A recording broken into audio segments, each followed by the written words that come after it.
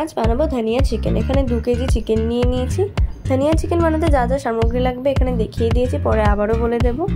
প্রথমে কড়াইতে সাদা তেল গরম করে নিলাম, তারপর এখানে নিয়ে নিলাম গোটা গরম মশলা আর জিরে।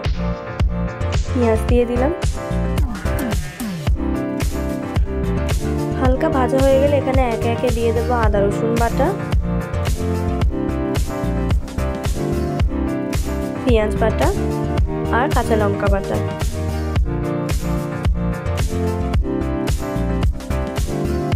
মশলা কষানো হয়ে গেলে এখানে একে একে দিয়ে দেবো নুন, হলুদ গুঁড়ো, লঙ্কা গুঁড়ো, জিরের গুঁড়ো আর ধনের গুঁড়ো। তারপরে দিয়ে দেবো টমেটো পিউরি,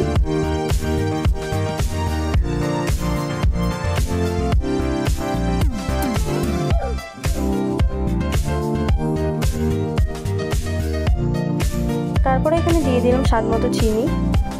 মশলাটা ভালো করে কষানো হয়ে গেলে দিয়ে দেবো ধুয়ে রাখা চিকেন।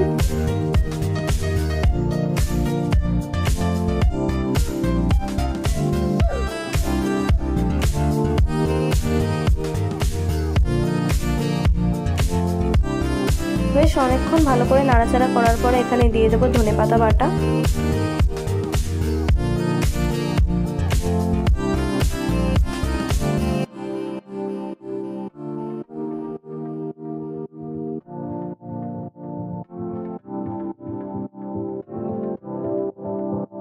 ভালো করে নাড়াচাড়া করে নেব।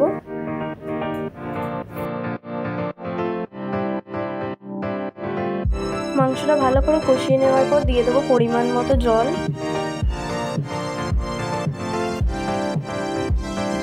দিয়ে কিছুক্ষণ ঢাকা দিয়ে রেখে দেবো।